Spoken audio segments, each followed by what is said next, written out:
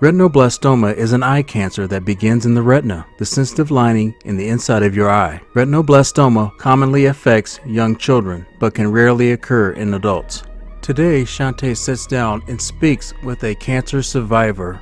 She has written a memoir, she's a podcaster, and a life coach, and so much more.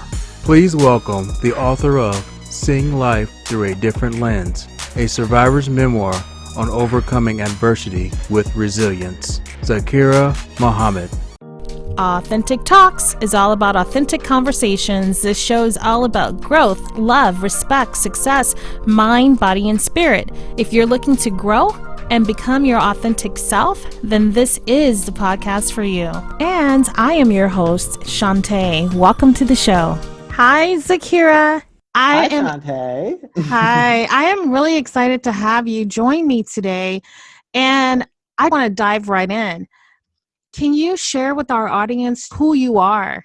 Yes, so my name is Zaakirah. My name is actually Arabic for the hereafter. I am a photographer, brand cultivating strategist, and a cancer survivor. I have been professionally photographing for 10 years now, as of May 2020. And my purpose in life is really to inspire you to step outside of your comfort zone. Wow, I absolutely love it. What I wanted to share with everyone is you actually are an author as well. You wrote an autobiography. Yes, so it could be considered an autobiography, considered a memoir, considered a how to live life more positively guide, but it's called Seeing Life Through a Different Lens. And it's about overcoming adversity with resilience with the childhood eye cancer that I have that's called retinoblastoma.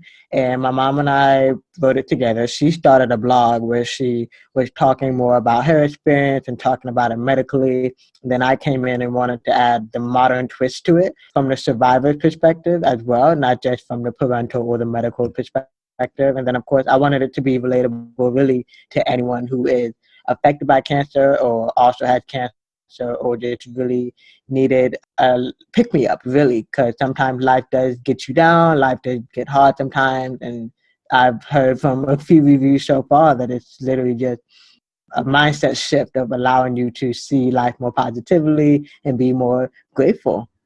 Absolutely. I agree with that 100%. I love your book.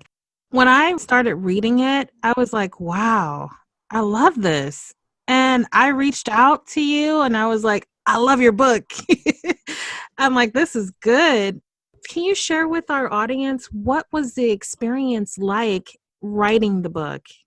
The experience itself was very healing. I would admit that both my mom and I, there were so many moments where we were like, oh, I don't know if I want to include that. I don't know if I'm ready to talk about that, because the journey to writing itself really took a couple of years. Well, technically 18 years for my mom, as she had kept journal throughout my life and then, basically narrowed it down in a blog post that she ran, I say, in my opinion, successfully for, I think, about 3 or 4 years. And then by the time I had to kind of reflect on my experiences, I had help because there's no way we could have done this on our own. So I had help from a writing coach to really kind of help us narrow the most important things down, the most life-changing things down, especially in chronological order. But of course, it was generically healing because there were some things that we realized we never really talked about, we never really wrote about, we never really dove right into. So it was miraculously healing, I would say that. Wow, that's really awesome. You mentioned that you had cancer in your eye? Yes. So retinoblastoma is cancer of the eye. So it really does not segregate. It can affect girls or boys of any ethnicity. And it starts in the eye. Most of the easiest way to detect it, sometimes when you're taking photographs, instead of seeing like a red glow because there's too much blood in the eye, instead it would look white. So my mother took a photograph of me, of course, just like any mom would of her newborn baby, just taking lots and lots of photographs. But there was one particular photograph, or even a couple of photographs, where instead of seeing red, she saw white.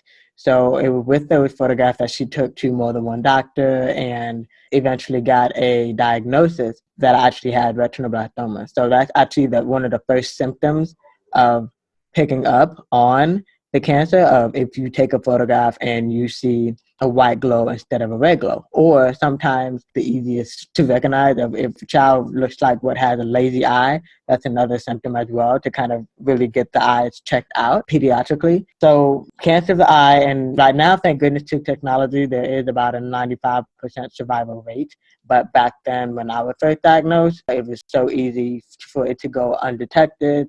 And when it goes undetected, the cancer itself can spread to the brain or even other parts of the body, which can eventually, beat out the immune system and later even cause death. So, I mean, I'm grateful to be alive. I'm grateful that my mom listened to her intuition when she knew something was not right. And that resulted in immediate surgery of the right eye. So, of course, as of right now, I only really see monocularly. So I only see in one eye. So I guess by default, I already have the photographer's eye by seeing in one eye. Wow, that's awesome that she was so persistent. I'm not sure that if I had seen that in a photo that it would have registered or resonated. I wouldn't have known. I would have thought, this is different, but thinking it was maybe the flash or something.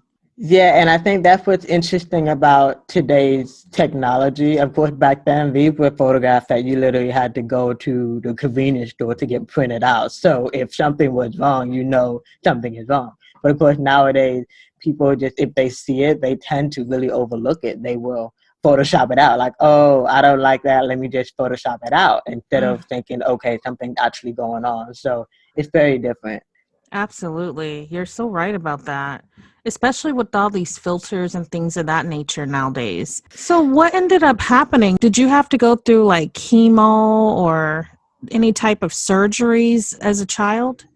Yes, so after the surgery, I was in a recovery phase, but I was recovering because I received radiation treatment. So it's similar to chemotherapy, but instead it was just nothing but radiation. So I had radiation treatment, and so in the recovery phase, that was really the phase of learning to see all over again, learning to navigate all over again, because we had to be in nothing but darkness for a little while.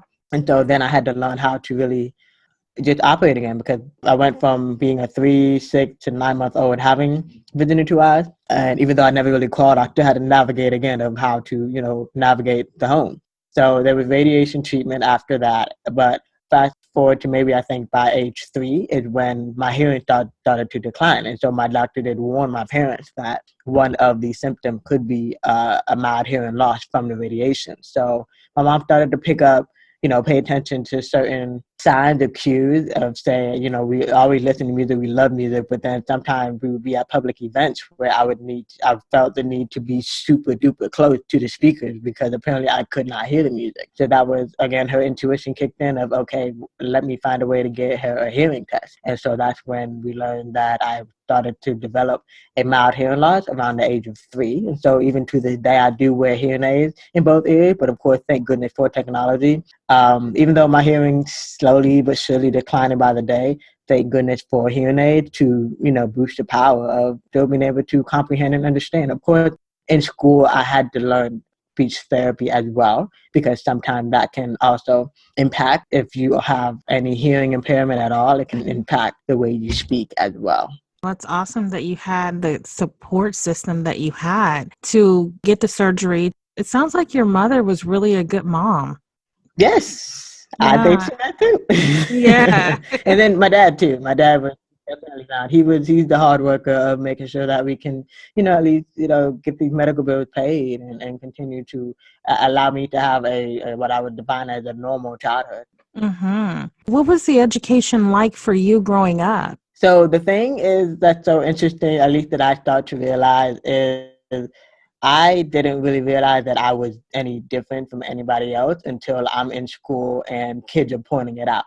Like, why does your eye look so weird? What are those things behind your ears? Things of that sort. So it didn't really stand out to me at all until other kids would literally ask me. So of course that results in me coming home and asking my parents, like, was I born this way? Or why am I this way? Or why do I look like this? Why did the kids say X, Y, Z? So, gratefully, there was always positive words of affirmation and positive environments. And I was never hindered by my different abilities, because I still was very active in sports. I still loved getting into everything and everywhere. And of course, I was introduced to a camera at the age of 5. So I was still a very curious child, like most children. So it was not much of a struggle, I feel like, until I started school, once I started being around other children who just did not know any better. What types of pictures do you enjoy taking? So I love photographs of people. So I love portraits. I had the opportunity to study photography in high school. So I learned, I feel like, a little bit of everything. But I really love taking pictures of people. We took a lot of road trips growing up. So I always had a camera with me whenever we were on road trips. So most of the time I would just take photos of everywhere that we went, any people that we saw along the way. And then I was blessed with the opportunity to travel to my first out-of-country trip in high school. So by then I had a digital camera.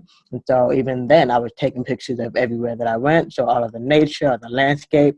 But my most favorite moments were when we learned how to take turns of photographing our classmates. We had to practice, being in front of the camera as well. So those were my favorite moments. That's when I learned that I really love the one-on-one interaction of portrait photography. So I love being able to inspire others to see themselves through a different light, because most of the time, at least what I've learned over my past 10 years of being a professional photographer, is I tend to attract the clients that either have not had a professional photograph taken of them in a very long time, or never had it, or never had a photographer that they liked, or even, I guess, fortunately and unfortunately, I would end up being a photographer that would take the very last family photo or the very last professional headshot or very last event photo, because unfortunately either they would shortly after pass away, or family situations would come up that would just change the dynamic of everything. So it's just something different about being able to see through people through my camera, through the lens. I feel like that's also been defined as my voice. When I could not express myself or knew how to express myself when I was younger, I would either photograph it or write it out.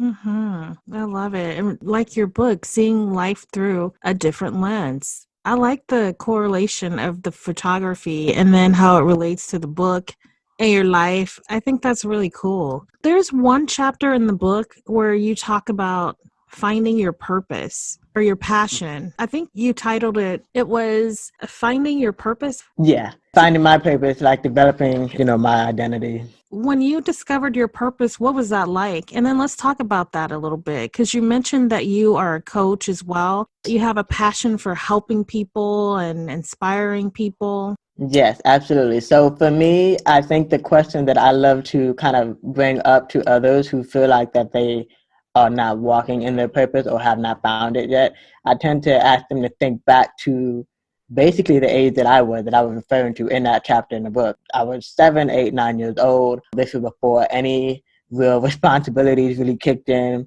And it's just remember those moments of before any bills, if you had all the time in the world to just focus on 1, 2, or 3 things, and you would lose track of time. You'd be enjoying it so much that you would lose track of time. What were those things? It's basically a matter of bringing out your inner child, because the inner child gets pushed down so far beneath the older you get, but technically the purpose was always there. And so for me, that's when I knew that I enjoyed, of course, interacting with people. I was always considered a great listener, so I loved interacting with people. And then, of course, I was always photographing whenever we did travel. I was always writing. If I wasn't talking or listening, I was writing. So that's when I knew that between that and also just loving music, just discovering new music, having fun with new music. So those were the 3 things that I felt like defined or shaped my purpose.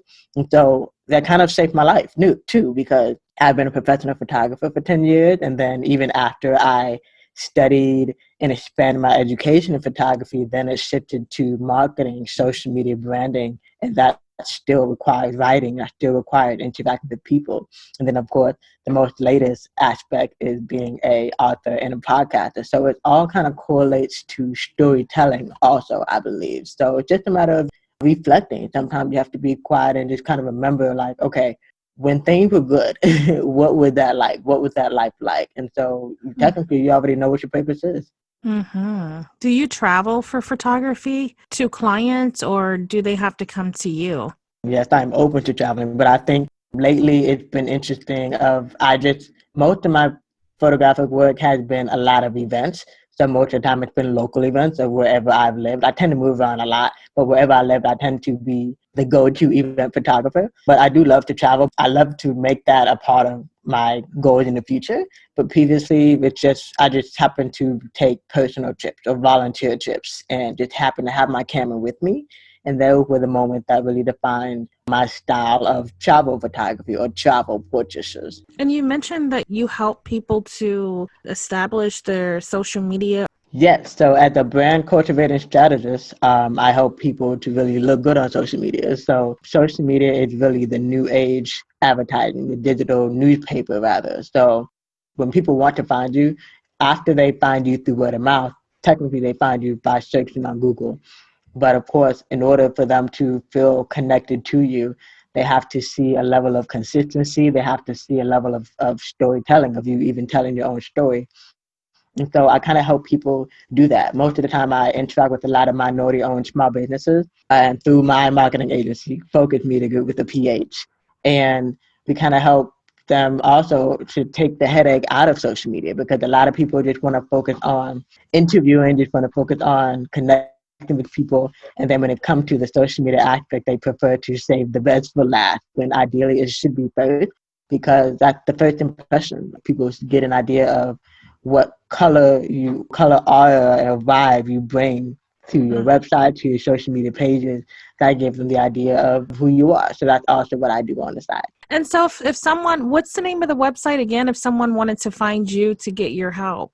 Yes, so the marketing agency is Focus Media Group with the PH. So PHOCUSED mediagroup.com, and that's all things branding, web design, and marketing.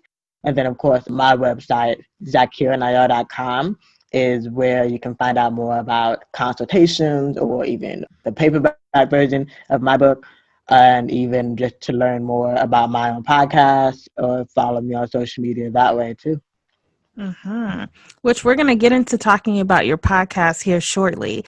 But I wanted to jump back a bit. When you were going through your experience growing up as a child, you had like a really good support system. As you grew older, maybe became like high school student or middle school, did you find that you went through any type of depression as a result of going through the cancer as a young person? I feel like I didn't really classify it or have a name for it until high school, I think. Of course, originally, because for the longest, I was always the only African American, the only woman, my classes and my activities, or even the only retinoblastoma survivor, or so I thought. But then by the time I get to high school, there were a few, I guess, special education classes that I would take and special education instructors that I would interact with. And they also would then introduce me to other deaf or hard of hearing or visually impaired or completely blind students my age. And some of them literally had the same exact cancer that I have or even something similar. So by the time I got to high school, I feel like things were a bit better. Um, we definitely moved around a lot, but only so we can stay close to the best medical care possible. And so for me, by the time I was finishing high school, I was, mentally just ready to just finish school. But by that time, it was great because I was really coming into myself. I realized I was not alone in this world. I realized that I had greater purpose. I realized that everything that I'm going through is literally shaping me to be the woman that I am today, 10 plus years later. So it was hard in middle school because I was just so different. I was just an outcast, literally. But it just, it got easier, but it also allowed me to be strong in my sense of self also as well. Mm-hmm. That is so awesome. So you end up meeting the love of your life and Yes. and marrying. So, yes. And so we met through a mutual friend. And then we also later met in person in the Gambia. So it was interesting because to me, I'm like, I'm taking another trip. This is going to be great. But then we just, have an automatic connection as well. And so we were in touch, before we met in person. Of course, this is little mutual friends on Facebook. But then, by the time we meet in person, we just had a great connection. And he knew I was the one. He knew I was the one before I knew who he was. But, I just went with the flow of it and just also followed my intuition. And so even though 5 years later, the marriage itself dissolved, I mean, the friendship is still there, but it was just an amazing journey of also learning about each other, learning about intercultural marriages. I feel like just learning more about self. I learned to be more patient. I learned to be more understanding. I learned just how worldly I am, because I feel like what separates me also from similar intercultural marriages is the fact that I had been to maybe one African country before attending or traveling to his home country of the Gambia. So I had an understanding of his way of life, of the way that he grew up. So it was definitely an interesting chapter of my life. Mm-hmm. Your book was so good that it makes me want to tell other people about it. So I'm glad that you're on the show talking about it, Yeah, thank you. Yeah, it actually is. It's touching. If you had to talk to someone else that's going through cancer of any type, what would it be that your message to them that you would share? I would say if you are wanting to either support a friend or family member who is going through it, I say simply start with asking them what they need. Start with that. Most people just love to jump in and say, "Oh, I'm so sorry," or "Oh, I will pray for you." But honestly, just ask them what they need. Or if you just really love to just find out information on your own, Google is your best friend in this way. There are plenty of cancer resources. A couple of my favorite websites are We See, with the letter C, Hope. That's about everything visually impaired and blindness related, cancer related. And then, of course, there's American Cancer Society. There's also Stand Up to Cancer. So there's a lot of resources out there, especially, other podcasts and other YouTube videos of other cancer survivors talking about their story. So it's a matter of just doing the research of online. And that feels like that would also be a level of a love language being spoken of, okay, you actually understand what I'm trying to say. You understand what I'm going through, because every day is going to be different for them, because there is a level of mental health that need to be prioritized, because, there's so much that cancer survivors have to deal with, because even though they've survived, that's the blessing, that's the first step. But there's so many doctors that are involved with keeping them alive. There's so many medications or even a shift in diet that needs to happen in order to keep the survivor alive. So it's just a matter of asking the survivor first what they need, and then also researching. Yes. When you talk about diet, a certain type of diet that they would need, what type of diet would be suggested for someone who was going through cancer? Well, of course, I'm not a nutritionist or a dietitian, but Right, I understand. but I can share my own personal experience. And generally, it's a matter of having a holistic diet. So for me, it's because one of the secondary cancers is also having an autoimmune disorder called PCOS, which is polycystic ovarian syndrome. So that, for me, was the reason why I feel like I got my menstrual cycle a little early, and it was also always pretty heavy, and it was also very irregular, and also later on in life causes issues with fertility or trying to conceive. So for me, having not as much dairy, not as much red meat, but more fruits and veggies also helped me to not have so much inflammation, because that's what autoimmune disorders are, when the body is just blowing up because there's so much going on. There's so many ingredients that they're not used to, that they don't really accept. So for me, having a holistic diet, which includes not so much dairy, not so much meat, and more fruits and veggies, that's what I use, which I would use as a starting point for those who do want to improve their diet anyway, whether they have cancer or not. They just want to generically feel better, feel more energized, have clearer skin, things of that sort. And you know what? That is so true. When I had changed my diet for a while, and I loved the way my skin looked. I loved how I felt. I felt amazing. And I was telling people I was happy for no reason. And I was like, oh my gosh. And I found that I laughed more. I felt happier. I really do believe that your diet makes a huge difference no matter what you're going through, where you are in your life. It can only help to improve your life as far as I'm concerned, because I went through that. Absolutely. And I was like, oh, I feel amazing. And I need to get back with it. Sometimes you fall off, where, you end up Oh, just come on, just this one time, have this. And then after, that's all it takes sometimes is once or twice. And so I need to get back with it. I have a sweet tooth, so I need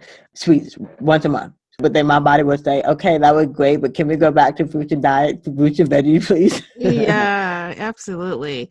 How have you been doing with this whole stay-at-home order or social distancing? So ironically, I'm one of the maybe 1 to 5% that is a-okay with it because it doesn't change my lifestyle too much. The good thing about me, I have been more of a social media marketer than photographer, at least in the last 5 to 7 years. So I'm already used to being home. I'm always on my computer anyways, helping with social media clients or advertising on social media. And plus, I'm an extroverted introvert. So I literally can, if I have a creative flow, if I'm just in the mood to just create, I can literally find myself staying inside 2, 3 days at a time. So I'm technically okay. But of course, it's very healthy, very good for self-care to get vitamin D or sunshine whenever you can, even if that means that weekly grocery store run or whatever you need to do to kind of stay sane. Because some people, unfortunately, are now locked in with their husbands and they're not used to that because the husbands are always working, or now locked in with 3 kids and they're not used to that because the kids always have activities somewhere else.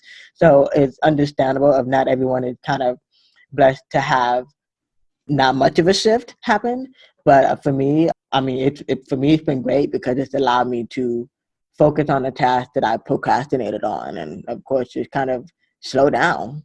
Yes, I actually have embraced it, and I'm like you, where it hasn't really impacted me in a huge negative way.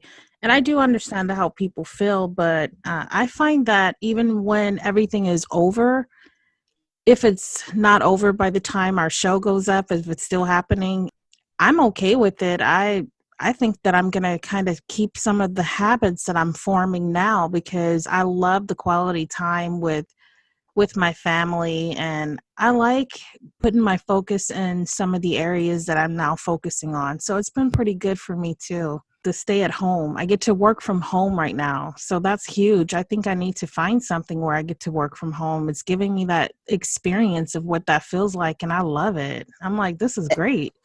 Yeah, and I mean, even for me, I mean, marketing company is remote already, but I just feel like just in the marketing world, in the telehealth world, no matter which world it is, it should really be a life lesson, hopefully, for more corporate organizations to understand why a lot of, not just parents, but a lot of people were encouraging or trying to see if they could have work from home options before this was even almost mandated. hmm I'm hoping that the company that I'm currently with will definitely move forward in that direction as well. Who do you think makes the perfect social media promoter? Someone who's authentic. Authenticity is in having the ability to be vulnerable, having the ability to be authentic. Because, I mean, you can automate your systems, but you can't automate your personality. You can't automate that energy that you put out. So I think as long as you're authentically yourself on social media, you're not trying to be anyone else, you're not trying to literally copy and paste, be a copy and paste. That's the best way to grow and utilize and share your story on social media. I agree. I love that. That's so true.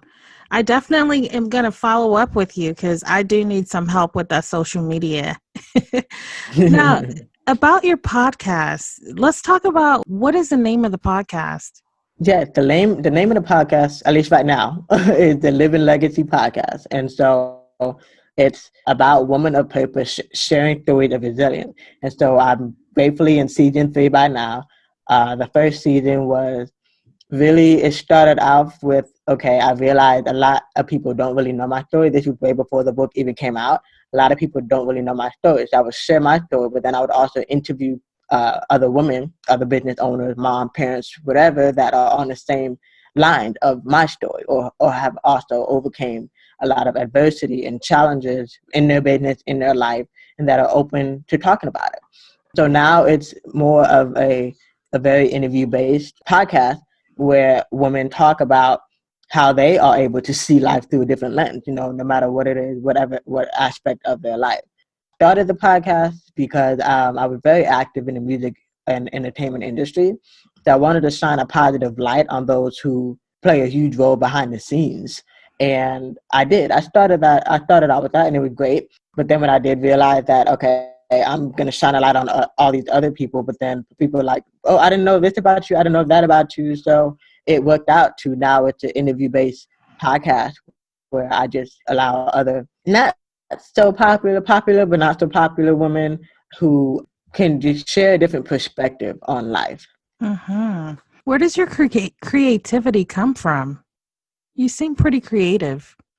Well, I don't know if it has to do with the fact that I am a December baby or if I know that I've already looked at my personality type. I am ISFP, which is naturally a creative, or if I just literally just got it from my parents. My parents were naturally entrepreneurs as well. My mom loved library sciences. She loved graphic design.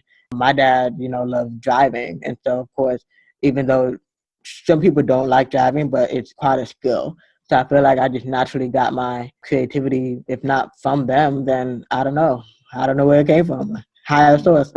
You're just yeah, there you go, a higher source, a natural born. I'm born in December too. So for you mentioned that like that's the name of the podcast for now. Are you going to be shifting and changing the name of the podcast?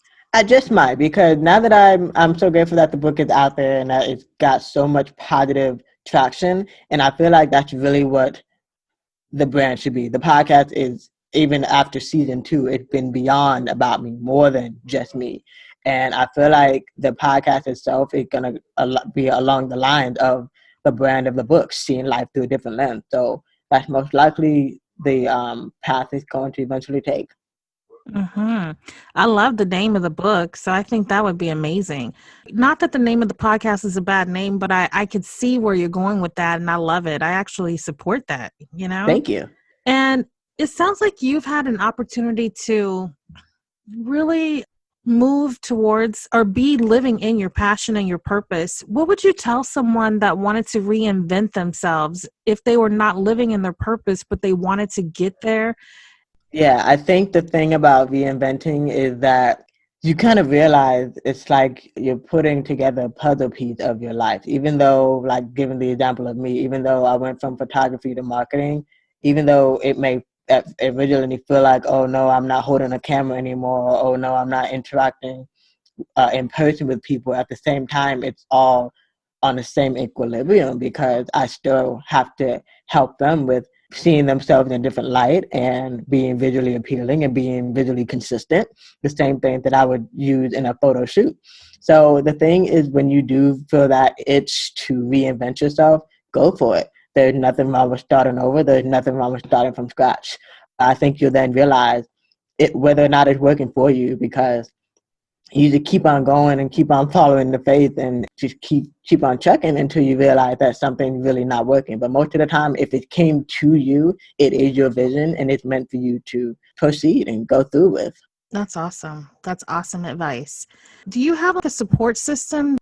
Thank goodness for my parents. Thank goodness for my parents being there every step of the way. And I know that not everyone has that. So I feel like they are the core of how I'm able to pivot and how I'm able to keep going. And even, of course, there are days where I don't believe in myself. And I have a handful of girlfriends who have also been mentioned in the book as well, who just have been there since I was 3 years old. And that's another blessing, if not many people have the longevity of those kind of girl friendships. So for me, I have my close friends that I've known either since I was a child or since high school. I think my closest friends I actually met, because I went to 2 different high schools. So I met one of them at my first high school and we're still in touch to this day.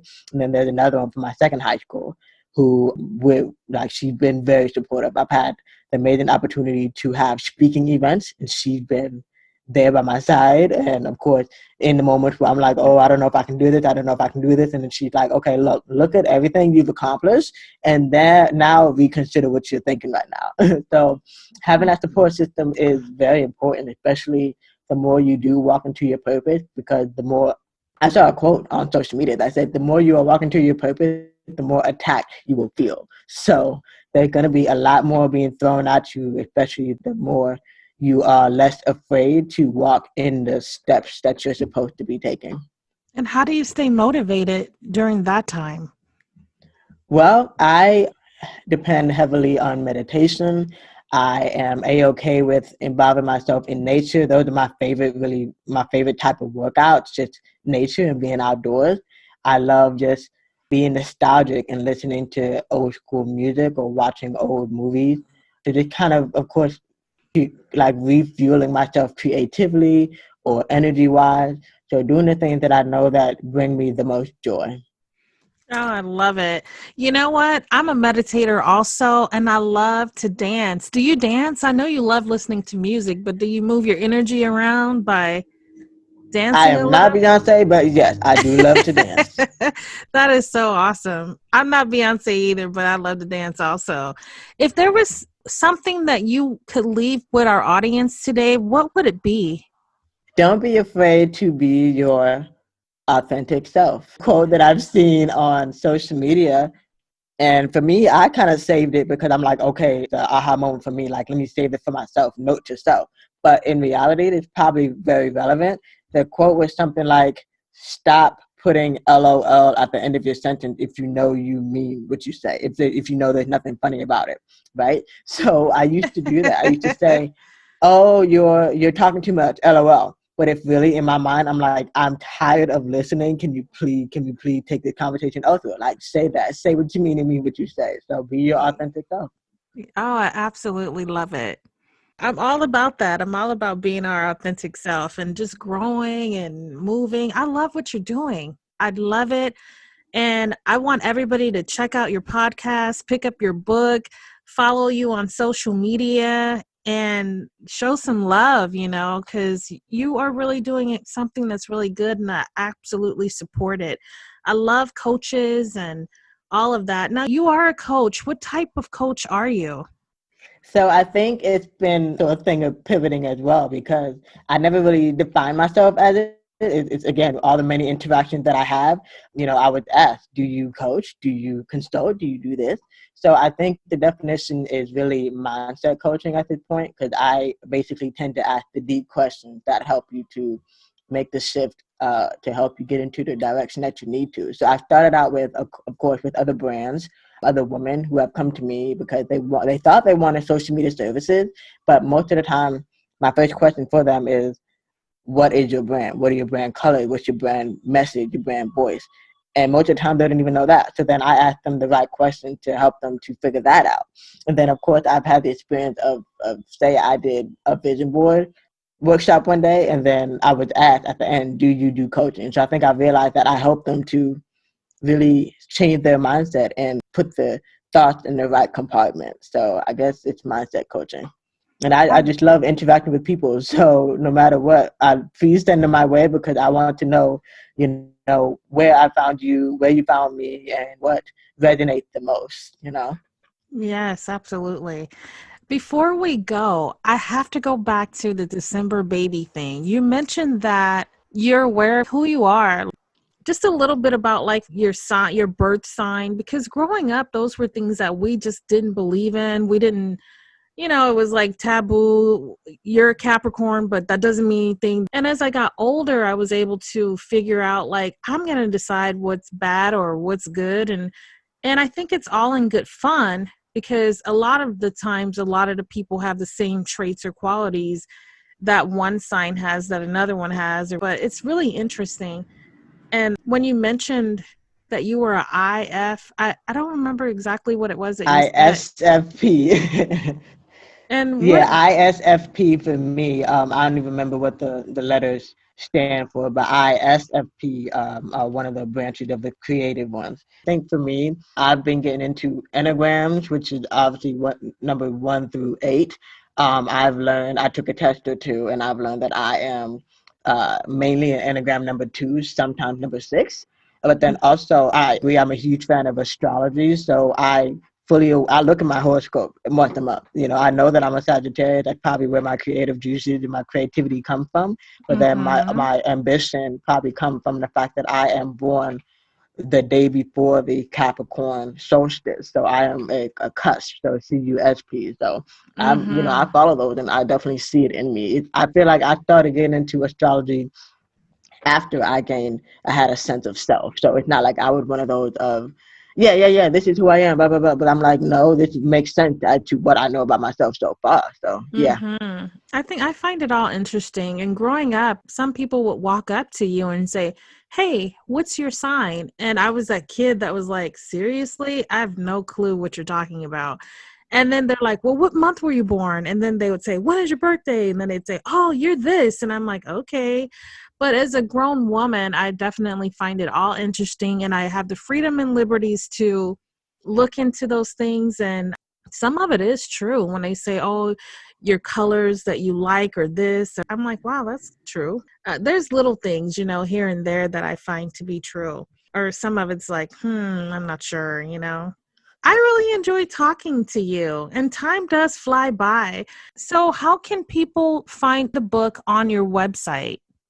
Yes. So, of course, Amazon currently takes a couple of weeks to send out books, but that's fine. If you wanted a paperback, ideally, the best place to go to is Zaakirahs.com.